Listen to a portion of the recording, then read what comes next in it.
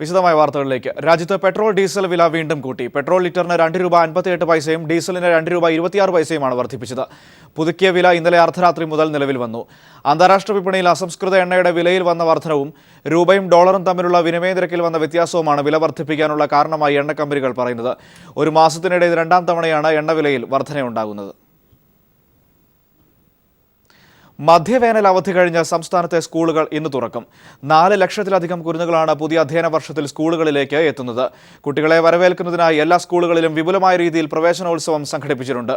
School പ്രവേശനോത്സവത്തിന്റെ സംസ്ഥാനതല ഉദ്ഘാടനം തിരുവനന്തപുരം പട്ടം government girls higher secondary സ്കൂളിൽ മുഖ്യമന്ത്രി പിണറായി വിജയൻ നിർവഹിക്കും.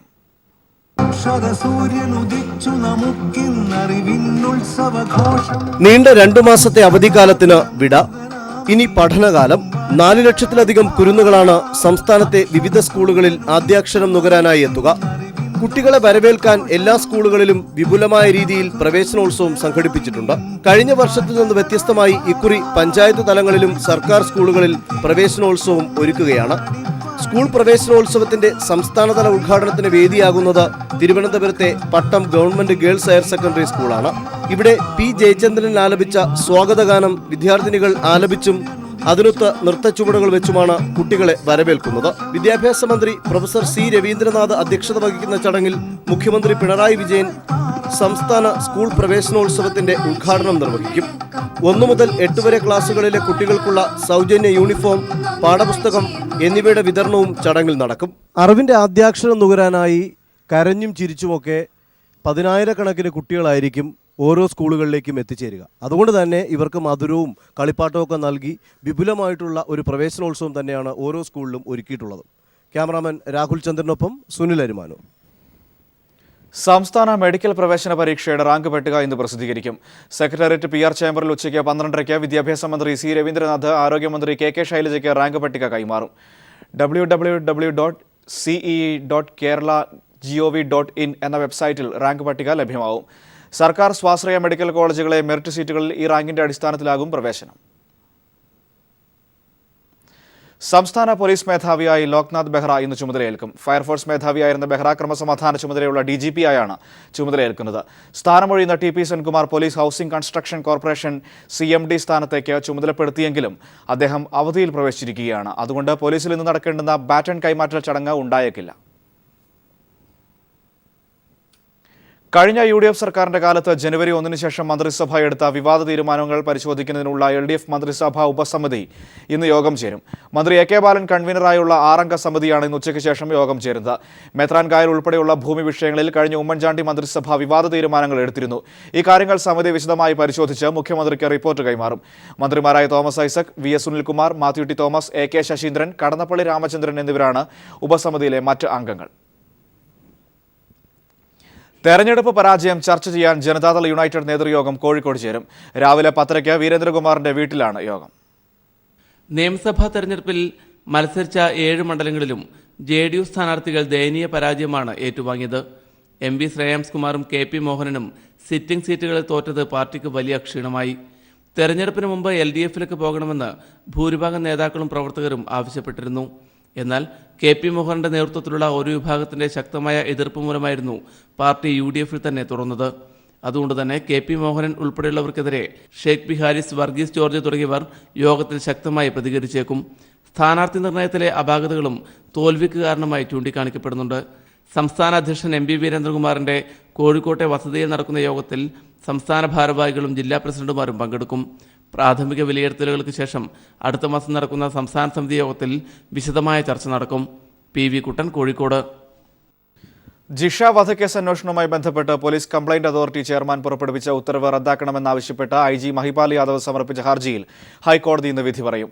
ജിഷ വധക്കേസിൽ മുൻ അന്വേഷണ സംഘം നേരിട്ട് ഹാജരായി വിശദീകരണം നൽകണമെന്ന പോലീസ് കംപ്ലയിന്റ് അതോറിറ്റിയുടെ ഉത്തരവ് സ്റ്റേ ചെയ്യാൻ ഹൈക്കോടതി ഇന്നലെ വിസമ്മതിച്ചിരുന്നു. അന്വേഷണ ഉദ്യോഗസ്ഥർ അതോറിറ്റി മുൻപാകെ നേരിട്ട് ഹാജരാകുകയായിരുന്നു ഉചിതമെന്നും കോടതി പറഞ്ഞിരുന്നു. ജിഷ വധക്കേസ് അന്വേഷണത്തിൽ പോലീസിന് വീഴ്ച സംഭവിച്ചുവെന്ന് ചൂണ്ടിക്കാട്ടി പെരുമ്പാവൂർ സ്വദേശി അഡ്വക്കേറ്റ് ബേസിൽ കുര്യാക്കോസ് പോലീസ് കംപ്ലയിന്റ് അതോറിറ്റിക്ക് പരാതി നൽകിയിരുന്നു. ഇതേ തുടർന്നാണ് അന്വേഷണ സംഘത്തോട് നേരിട്ട് ഹാജരായി വിശദീകരണം നൽകാൻ അതോറിറ്റി നിർദ്ദേശിച്ചത്. എന്നാൽ ഇത്തരത്തിലുള്ള പരാതി പരിഗണിക്കാൻ അതോറിറ്റിക്ക് അധികാരമില്ലെന്ന കാരണം ചൂണ്ടിക്കാട്ടി IG ഹൈക്കോടതിയെ സമീപിക്കുകയായിരുന്നു. കൊല്ലം ഇരവിപുരത്ത് തീരസംരക്ഷണത്തിന് നിർമ്മിച്ച ചെറു പുലിമുട്ട് തകർന്നു. അശാസ്ത്രീയമായ നിർമ്മാണമാണ് പുലിമുട്ട് തകരാൻ കാരണമെന്ന് തീരവാസികൾ ചൂണ്ടിക്കാട്ടി. അതേസമയം കൊല്ലം ബീച്ചിൽ കടൽ കയറ്റം ശക്തമായതിനെ തുടർന്ന് വിനോദസഞ്ചാരികൾക്ക് നിയന്ത്രണം ഏർപ്പെടുത്തി. കൊല്ലം കാക്കത്തോപ്പ് മുതൽ താന്നി വരെയുള്ള തീരസംരക്ഷണം ലക്ഷ്യമിട്ട് മദ്രാസ് IIT-യുടെ നിർദ്ദേശപ്രകാരമാണ് കഴിഞ്ഞ സർക്കാരിന്റെ കാലത്ത് ചെറുപുലിമുട്ടുകൾ നിർമ്മിക്കാൻ തീരുമാനിച്ചത്. കഴിഞ്ഞ ഉമ്മൻചാണ്ടി സർക്കാരിന്റെ കാലത്ത് തുടങ്ങിയ നിർമ്മാണം എങ്ങും എത്തിയില്ലെന്ന് മാത്രമല്ല, അശാസ്ത്രീയമായി നിർമ്മിച്ച പുലിമുട്ടുകൾ തകർന്നു. വീടുകളുടെ അസ്ഥിവാരത്തിന് പോലും ഉപയോഗിക്കാൻ കഴിയാത്ത പാറക്കഷ്ണങ്ങൾ കൊണ്ടാണ് പുലിമുട്ടുകൾ നിർമ്മിച്ചിരിക്കുന്നതെന്ന് മത്സ്യത്തൊഴിലാളി കുടുംബങ്ങൾ ചൂണ്ടിക്കാട്ടി. കടലടി തുടങ്ങിയില്ല, അതിനു മുമ്പ് തന്നെ പുളിമുട്ട് പാതിയും പോയി. അത് ഈ 1/2 കിലോ 3/4 കിലോ പാറ വെയിറ്റുള്ള പാറ ഇവിടെ കൊണ്ടിട്ട് എന്താ കാര്യം? ഒരു കാര്യമില്ല. വീട്ടിന് അടിസ്ഥാന ഘടനയെ പോലും ഈ സൈസ് പാറയൊന്നും കൊണ്ടിട്ട് കെട്ടത്തില്ല ആൾക്കാർ. അത്രയ്ക്ക് ചെറിയ കല്ലുകളാണ് കൊണ്ടിട്ട് അടിസ്ഥാനം കെട്ടിയിരിക്കുന്നത്. കല്ല് വളരെ ചെറുതായി പോയി. കല്ല് ഏറ്റവും ഭീമമായ കല്ലടിക്കെങ്കിലും ഈ മുട്ടെന്ന് പറയുന്ന സാധനം ഇവിടെ ഇരിക്കും. പഠിക്കുന്ന ഞങ്ങളെ പൊടി മക്കളെയും പിറക്കിക്കെട്ട് ഞങ്ങൾക്ക് പോകാൻ ഒരു വഴിയുമില്ല. സർക്കാർ തരുന്ന ഫ്ലാറ്റിൽ പോകാനും ഒക്കത്തില്ല. പൊട്ടി ഒഴിക്കുന്ന ഫ്ലാറ്റിൽ എങ്ങനെ പോകും ഞങ്ങൾ? ഈ ചെറു പുലിമുട്ടുകളെന്ന് പറഞ്ഞ് ഇവിടെ ചെറു പുലിമുട്ടുകൾ ഇടുന്നുണ്ട്. വെറും നിസ്സാരമായ ചെറിയ കല്ലുകൾ കൊണ്ട് ഈ അടിക്കുന്ന തിരമാലകളെ പോലും നിഷ്പ്രയാസത്തിൽ അത് വെറും പേപ്പർ കഷ്ണങ്ങൾ പോലെയാണ് ഇത് പോയിക്കൊണ്ടിരിക്കുന്നത്. 4 കിലോമീറ്റർ വരെയുള്ള തീരം പോലും സംരക്ഷിക്കാൻ ഇന്നത്തെ ശാസ്ത്രലോകം വികസിച്ചിട്ടില്ലേ എന്നാണ് തീരവാസികൾ ചോദിക്കുന്നത്. അതേസമയം കടൽ കയറ്റം ശക്തമായതിനെ തുടർന്ന് കൊല്ലം ബീച്ചിൽ വിനോദസഞ്ചാരികൾക്ക് നിയന്ത്രണം ഏർപ്പെടുത്തി. ആഗോളതാപനവും മറ്റു പ്രശ്നങ്ങളും കാരണം സമുദ്രത്തിന്റെ ജലനിരപ്പ് കൂടി വരികയും കടലാക്രമണം രൂക്ഷമാവുകയും കേരളത്തിന്റെ തീരം ചെറുതായി വരികയും ചെയ്യുന്നു. ഒപ്പം തീരവാസികളുടെ ആശങ്കയും കൂടുന്നു. കൊല്ലത്ത് നിന്ന് ക്യാമറമാൻ പ്രമോദ് പന്തിയോടിനൊപ്പം രാജ്കുമാർ. തുണേരിയിലെ ഡിവൈഎഫ്ഐ പ്രവർത്തകൻ ഷിബിനെ കൊലപ്പെടുത്തിയ കേസിൽ അന്തിമവാദം ആരംഭിച്ചു. കോഴിക്കോട് എരഞ്ഞിപ്പാലത്തെ സ്പെഷ്യൽ അഡീഷണൽ സെഷൻസ് കോടതിയിലാണ് കേസിന്റെ വാദം നടക്കുന്നത്. 2015 ജനുവരി 22 രാത്രിയാണ് നാദാപുരം തൂണേരിയിലെ ഡിവൈഎഫ്ഐ പ്രവർത്തകൻ ഷിബിനെ മുസ്ലിം ലീഗ് ക്രിമിനൽ സംഘം കുത്തിക്കൊലപ്പെടുത്തിയത്. രാഷ്ട്രീയവും വർഗീയവുമായ കാരണങ്ങളാലാണ് അക്രമിസംഘം ഷിബിനെ കൊലപ്പെടുത്തിയതെന്നായിരുന്നു പ്രോസിക്യൂഷന്റെ വാദം. ആയുധങ്ങൾ ശേഖരിച്ച് വ്യക്തമായ ഗൂഢാലോചന നടത്തിയാണ് ഷിബിനെ അക്രമിസംഘം കൊലപ്പെടുത്തിയത്. ശാസ്ത്രീയമായ തെളിവുകൾ കേസന്വേഷണത്തിന്റെ ഭാഗമായി ശേഖരിച്ചിരുന്നു. പ്രതികൾ ധരിച്ചിരുന്ന വസ്ത്രം കത്തിച്ചു കളയാൻ ശ്രമിച്ചിരുന്നെങ്കിലും അതിൽ നിന്ന് രക്തത്തിന്റെ പാടുകൾ കണ്ടെത്തിയിരുന്നു. ഷിബിനോടൊപ്പം പരിക്കേറ്റ മറ്റ് 6 പേരുടെയും മൊഴികൾ കേസിൽ നിർണായകമായി. ആകെ 66 സാക്ഷികളെയാണ് വിസ്തരിച്ചത്. 151 രേഖകളും 55 മുദ്രകളും കോടതി വിചാരണ വേളയിൽ പരിശോധിച്ചിരുന്നു. ഷിബിൻ ധരിച്ചിരുന്ന വസ്ത്രങ്ങളും പ്രതികൾ കൊലപാതകത്തിന് ഉപയോഗിച്ച മാരകായുധങ്ങളും നേരത്തെ കോടതി തിരിച്ചറിഞ്ഞിരുന്നു. കേസിൽ വാദം നാളെയും തുടരും. News bureau, Kozhikode. കൊച്ചുമകന്റെ കൈ CPIM പ്രവർത്തകർ വെട്ടിയെന്ന മകളുടെ ആരോപണം വ്യാജമാണെന്ന് പറഞ്ഞ് പേരാവൂരിലെ BJP പ്രവർത്തകൻ കൂടിയായ തങ്കപ്പൻ രംഗത്ത്. സംഭവത്തിൽ രാഷ്ട്രീയമില്ലെന്നും കുടുംബ വഴക്കാണ് കാരണമെന്നും തങ്കപ്പൻ പറഞ്ഞു. കൊച്ചുമകനെ വെട്ടിയെന്ന മകളുടെ ആരോപണം വ്യാജമാണെന്ന് പറഞ്ഞാണ് രമ്യയുടെ പിതാവ് തങ്കപ്പനും ഭാര്യ ഗീതയും പേരാവൂരിൽ വാർത്താ സമ്മേളനം നടത്തിയത്. കാലശേഷം എന്നത് മാറ്റി മകളുടെ പേരിൽ വീടും സ്ഥലവും നൽകണമെന്നാവശ്യപ്പെട്ട് മകളുടെ ഭർത്താവ് രാഹുൽ തന്നെ മർദ്ദിച്ചതറിഞ്ഞ് മകൻ മനു സഹോദരങ്ങൾക്കൊപ്പം കാര്യമന്വേഷിക്കാൻ എത്തിയതാണെന്നും രമ്യ സഹോദരനെ വടികൊണ്ട് തല്ലാനൊരുങ്ങിയപ്പോൾ ഒഴിഞ്ഞുമാറി ജനൽച്ചില്ലിന് അടിയേറ്റതാണെന്നും ജനൽച്ചില്ലുകൾ തെറിച്ചാണ് കൊച്ചുമകൻ കാർത്തിക്കിന് മുറിവേറ്റതെന്നും രമ്യയുടെ പിതാവ് തങ്കപ്പനും അമ്മ ഗീതയും വ്യക്തമാക്കി. അതൊരു CPM BJP സംഘടനം പോലെ ആക്കി തീർക്കുന്നതിന് ഞാൻ അടിയുറച്ച ഒരു BJP-കാരനാണ്. അതുകൊണ്ട് തന്നെയാണ് തറപ്പിച്ച് പറയുന്നത് ഇത് രാഷ്ട്രീയവൽക്കരിക്കുന്നത് ശരിയാണ്. അന്നേരം മനുവ പറഞ്ഞു, അമ്മ ഞാൻ അച്ഛനെ അടിച്ച കാര്യം ഏച്ചിയോട് ചോദിക്കാൻ പോയി കഴിഞ്ഞപ്പോൾ അവിടെ നിന്ന് ഏച്ചി ഒച്ചപ്പാടാക്കിന് അന്നെ ഏച്ചി ഞാൻ ജനൽ സൈഡിൽ ഇങ്ങനെ നിൽക്കുമായിരുന്നു. അന്നേരം ഏച്ചി ഒരു തണ്ടും എടുത്ത് വന്നിട്ട് എന്നെ അടിക്കുമ്പോൾ ജനലിൻ്റെ ചില്ല് പൊട്ടിയിരുന്നു. കാലശേഷം വീടെഴുതി നൽകിയതോടെ രമ്യ സ്വന്തം അമ്മയെയും സഹോദരനെയും വീട്ടിൽ നിന്നും ഇറക്കിവിട്ടിരുന്നു. കഴിഞ്ഞ ത്രിതല പഞ്ചായത്ത് തെരഞ്ഞെടുപ്പിൽ BJP സ്ഥാനാർത്ഥിയുമായിരുന്നു രമ്യ. കുടുംബതർക്കം രാഷ്ട്രീയമാക്കി മാറ്റാനുള്ള ശ്രമമാണ് മകൾ നടത്തുന്നതെന്ന് സജീവ BJP പ്രവർത്തകൻ കൂടിയായ രമ്യയുടെ പിതാവ് മാധ്യമങ്ങളോട് വെട്ടിത്തുറന്ന് പറഞ്ഞ് രംഗത്ത് വന്നതോടെ BJP-യുടെ CPIM-നെതിരെയുള്ള ഒരു കെട്ടുകഥ കൂടി തകർന്നടിയുകയാണ്. PV Joshila, news bureau, Kannur.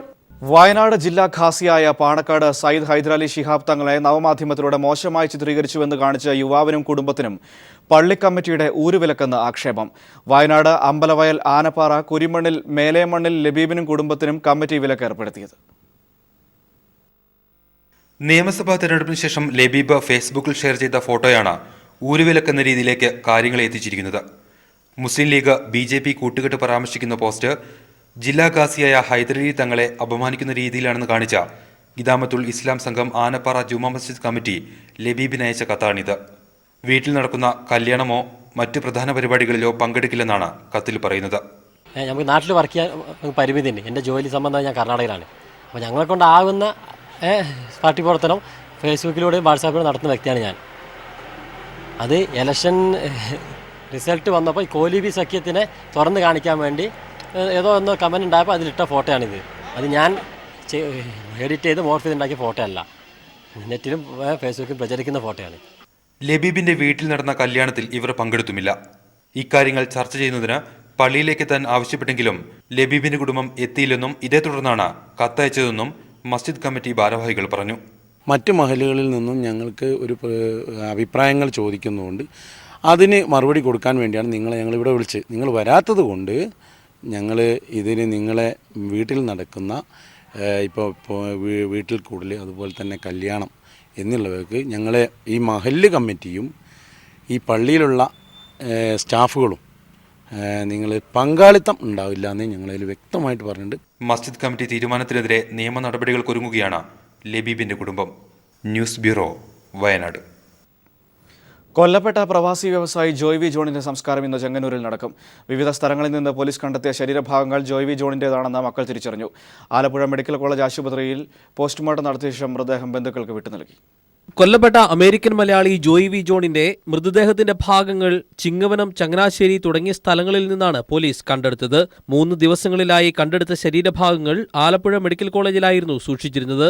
ഇന്ന് പോസ്റ്റ്മോർട്ടം നടപടികൾക്ക് മുമ്പായി മക്കളായ ഡോക്ടർ ഷെറിലും ഷേർലിയും ചേർന്ന് ഇത് ജോയ് വി ജോണിന്റെ ശരീരഭാഗങ്ങളാണെന്ന് തിരിച്ചറിഞ്ഞു. തല, ഉടൽ, ഇടതുകൈ, വലതുകാൽ എന്നിവയുടെ പോസ്റ്റ്മോർട്ടവും ആലപ്പുഴ മെഡിക്കൽ കോളേജ് ആശുപത്രി മോർച്ചറിയിൽ നടന്നു. അതേസമയം തലയോട്ടിയിൽ നിന്ന് 4 വെടിയുണ്ടകൾ പോസ്റ്റ്മോർട്ടത്തിൽ കണ്ടെത്തി. ശരീരഭാഗങ്ങൾ DNA പരിശോധനയ്ക്ക് അയച്ചു. പിന്നീട് മൃതദേഹം ബന്ധുക്കൾക്ക് വിട്ടുകൊടുത്തു. 6 വെട്ടിമുറിച്ച ശരീരഭാഗത്തിന്റെ ഇടതുകാൽ മാത്രമാണ് ഇനി കിട്ടാനുള്ളത്. ഇതിനായി മാന്നാർ പാവുക്കരയിലെ പമ്പയാറ്റിൽ തെരച്ചിൽ തുടരുകയാണ്. ജോയ് വി ജോണിന്റെ സംസ്കാരം നാളെ ചെങ്ങന്നൂരിൽ നടത്താനാണ് തീരുമാനമെന്ന് ബന്ധുക്കൾ പറയുന്നു. അടക്കം തീരുമാനിച്ച് വ്യാഴാഴ്ച അടക്കാമെന്നുള്ള തീരുമാനത്തിലാണ് നമ്മൾ വന്നത്. അപ്പോൾ ഇതിപ്പോൾ നാളത്തേക്ക് ആക്കുകയാണ്, നാളെ ഉച്ച കഴിഞ്ഞ് ആക്കുക.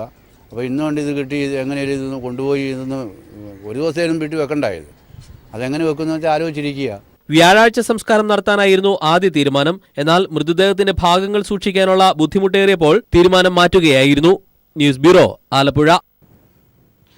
വയനാട് വന്യജീവി സങ്കേതത്തിൽ നടത്തിയ തുമ്പി സർവേയിൽ 73 ഇനം തുമ്പികളെ കണ്ടെത്തി.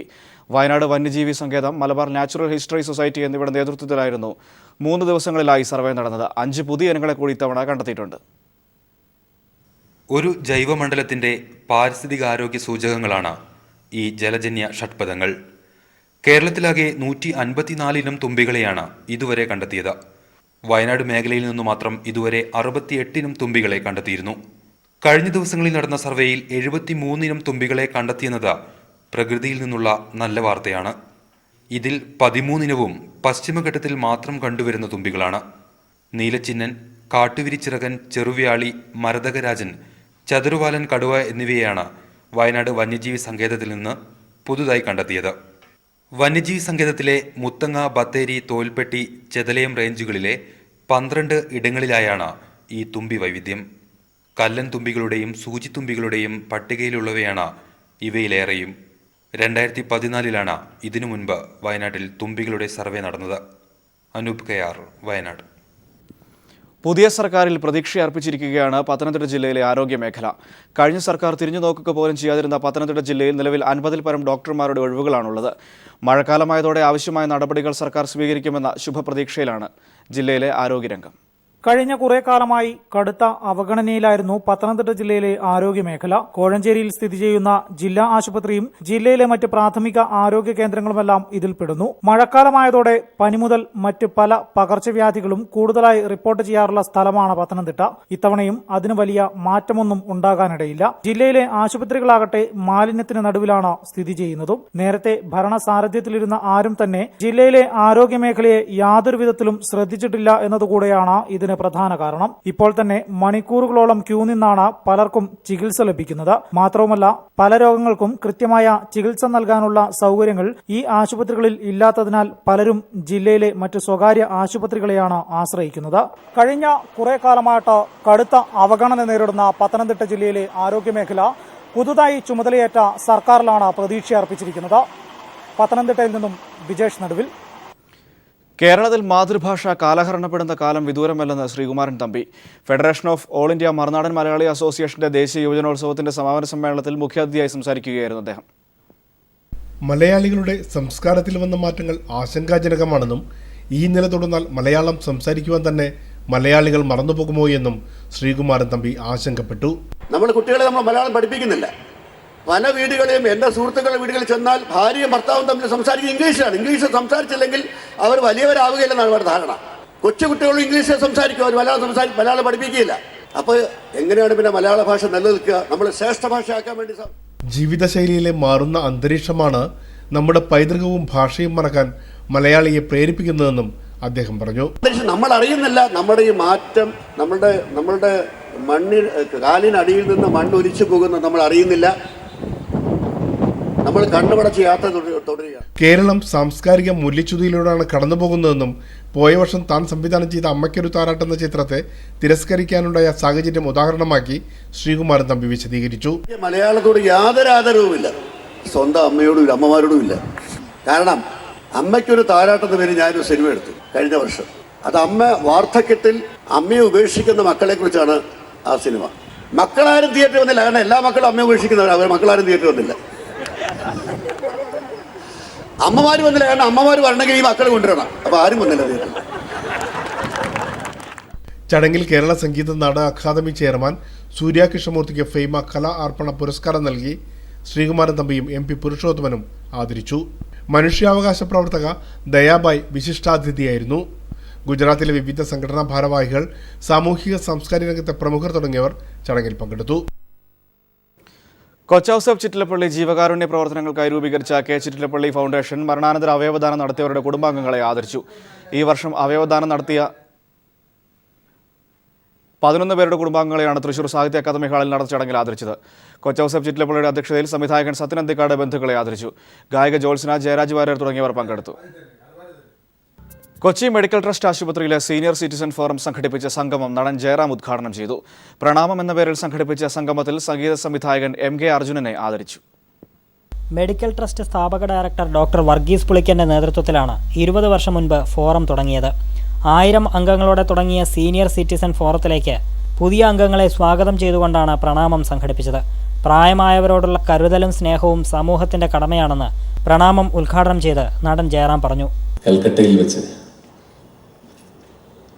ഒരു കുഷ്ഠരോഗിയുടെ 2 കൈയും പൊട്ടിയൊലിക്കുന്ന ആ വ്രണങ്ങളിൽ ചേർത്ത് ഉമ്മ വയ്ക്കുന്ന മദർ തെരേസയെ ഞാൻ കണ്ടിട്ടുണ്ട്. അപ്പോൾ ഞാൻ പലപ്പോഴും പറയാറുണ്ട്, ചിത്രങ്ങളിൽ വരച്ചു വെച്ചിട്ടുള്ള ദൈവങ്ങളെക്കാൾ കൂടുതൽ ഞാൻ ആരാധിക്കുന്നത് ഈ ദൈവത്തെയാണ്. അപ്പം അങ്ങനെ നേരിട്ട് നമുക്ക് ഒരുപാട് ദൈവങ്ങളെ പ്രത്യക്ഷത്തിൽ കാണാൻ കഴിയും. സംഗീത സംവിധായകൻ MK അർജുനനെ ചടങ്ങിൽ ആദരിച്ചു.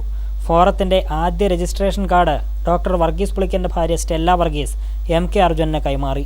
News bureau, Kochi. ജൂൺ 12 മുതൽ ചരക്ക് ലോറികൾ അനിശ്ചിതകാലത്തേക്ക് പണിമുടക്കും. അന്യ സംസ്ഥാനങ്ങളിൽ നിന്നും കേരളത്തിലേക്ക് വരുന്ന ലോറികളാണ് പണിമുടക്കുക. 10 വർഷത്തിൽ കൂടുതൽ പഴക്കമുള്ള ഡീസൽ വാഹനങ്ങൾക്ക് നിരോധനം ഏർപ്പെടുത്തിയ ദേശീയ ഹരിത ട്രിബ്യൂണൽ വിധിയുടെ പശ്ചാത്തലത്തിലാണ് തീരുമാനം.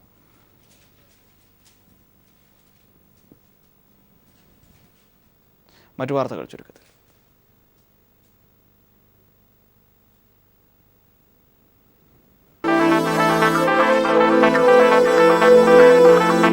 ഗൂഗിളിനും ഫേസ്ബുക്കിനും കേന്ദ്ര സർക്കാർ ഏർപ്പെടുത്തിയ നികുതി ഇന്നു മുതൽ രാജ്യത്ത് നടപ്പിലാകും. ഇതോടെ ഡിജിറ്റൽ പരസ്യമേഖലയിൽ നിന്നുള്ള വരുമാനത്തിന് ഗൂഗിളും ഫേസ്ബുക്കും നികുതി നൽകേണ്ടി വരും. അഫ്ഗാനിസ്ഥാനിൽ ബസ് യാത്രക്കാരായ 16 പേരെ താലിബാൻ കൊലപ്പെടുത്തി. നിരവധി പേരെ ബന്ദികളാക്കുകയും ചെയ്തു. ഇന്ത്യൻ ബാങ്കുകളിൽ നിന്ന് 900 കോടി വായ്പയെടുത്ത് മുങ്ങിയ വിജയ് മല്യ IPL ഫൈനൽ ആഘോഷിക്കുന്ന വീഡിയോ പുറത്ത്. മകൻ സിദ്ധാർത്ഥ മല്യയാണ് വീഡിയോ പുറത്തുവിട്ടത്.